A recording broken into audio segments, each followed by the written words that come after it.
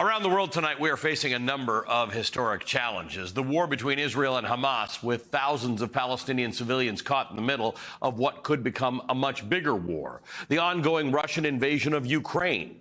Deepening fears of whether China might invade Taiwan while America is indirectly supporting two major wars. Extreme political polarization around the world and here in America, not to mention a climate crisis that threatens the habitability of our very planet. So much is going wrong. So much threat around us. Which one is the most serious threat to global stability? None of the ones I mentioned.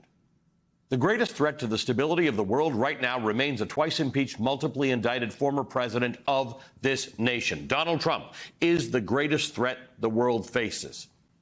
Here's why. Those real global crises I mentioned actually hang in an extremely delicate balance with President Biden's steady hand on the wheel. As chaotic as things may seem right now, ask yourself, how much worse do they get with Donald Trump in the White House? He's on the case, Joe Biden is, with Ukraine. He's redeveloping a relationship with Xi in China. He sure has annoyed a lot of people at home with his Israel policy, but he has created more space for an American president to influence Israel than we've seen in a while. And he has a real commitment to solving the climate crisis. Here's how those situations could play out with Donald Trump at the helm, according to a recent piece by The Economist. Quote, knowing that America would abandon Europe, Mr. Putin would have an incentive to fight on in Ukraine and to pick off former Soviet countries such as Moldova or the Baltic states. Without American pressure, Israel is unlikely to generate an internal consensus for peace talks with the Palestinians. By asserting that America has no global responsibility to help deal with climate change, Mr. Trump would crush efforts to slow it. And he is surrounded by China hawks who believe confrontation is the only way to preserve American dominance. Caught between a deal-making president and his warmongering officials, China could easily miscalculate over Taiwan with catastrophic consequences. Donald Trump is quite literally on the wrong side of every global issue and, ironically, every domestic issue. In particular, with his revisionist history version of the January 6th attack on the Capitol. He calls the rioters who are awaiting trial or sentencing not prisoners, hostages. And he would like nothing more than to whitewash the violence of that day. In special counsel Jack Smith's case against him for his efforts to overturn the 2020 election, Donald Trump even tried to have references to the violence on January 6th stricken from the indictment and, by extension, from the trial. But today, the judge, Tanya Chutkan, is saying, nuh-uh, ruling against Donald Trump's request to sanitize Jack Smith's indictment from the brutal reality of that day that we all saw.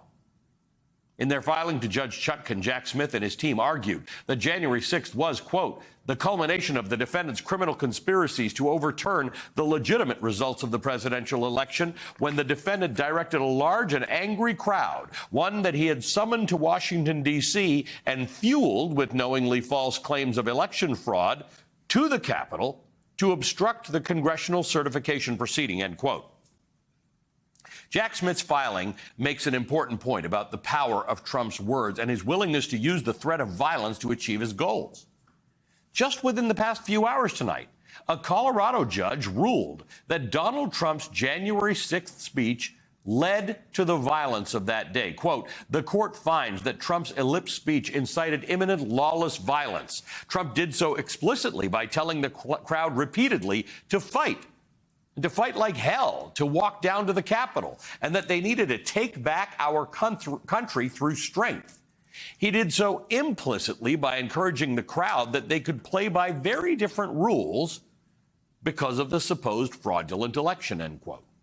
Now, the Colorado judge didn't go so far as to block Trump from appearing on the ballot in the case, saying, quote, established that Trump engaged in insurrection on January 6, 2021 through incitement, and that the First Amendment does not protect Trump's speech, end quote.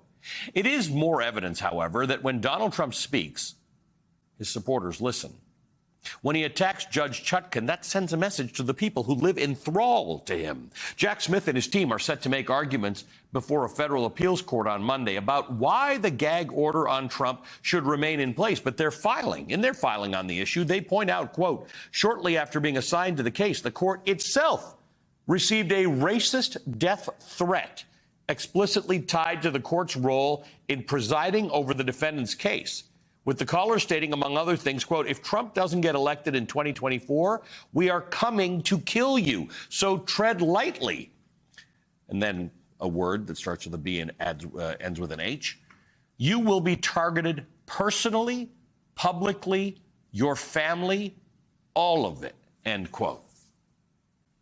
Just hours after Donald Trump's gag order in the New York civil fraud case was temporarily paused, he went right back to attacking the judge's clerk on social media, calling her politically biased and out of control, end quote. In California yesterday, the man who attacked Speaker Nancy Pelosi's husband with a hammer last year was convicted after a 4-day trial. Now, on the stand in his trial, David DePape testified how fringe conspiracies, quote, awakened him to the truth. And from there, he became a supporter of Mr. Trump and a skeptic of mainstream media. And he came to believe in a vast conspiracy theory that liberal elites were promoting pedophilia and spreading lies about Mr. Trump, end quote.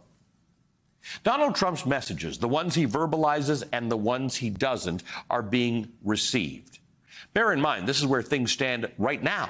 It's November of 2023. Think about where we're headed in the next year. Trump's civil fraud trial, the one that we could see have him hit with a 9-figure fine and shatter his image as a business tycoon, that's wrapping up within the next few weeks. E. Jean Carroll's second defamation trial is set to begin in January. Shortly after that, jury selection will begin in Jack Smith's 2020 election case against him. The hush money case, it's set to begin next spring. The classified documents case is currently scheduled for May. And this afternoon in Atlanta, District Attorney Fani Willis told the judge she wants her case against Trump to begin on August the 5th, 2024, a date to which Trump and his legal team have already strenuously objected. Much more on that in a moment. All of this is going to be happening while Trump desperately campaigns next year to get back into the White House. My point is this. Do we expect Trump to be less or more crazy as all this pressure ramps up? Do we expect his most hardcore supporters on earth, too, to be less or more crazy as the threat of dear leader getting locked up grows? The walls are closing in, and a cornered Donald Trump is a threat that cannot be ignored.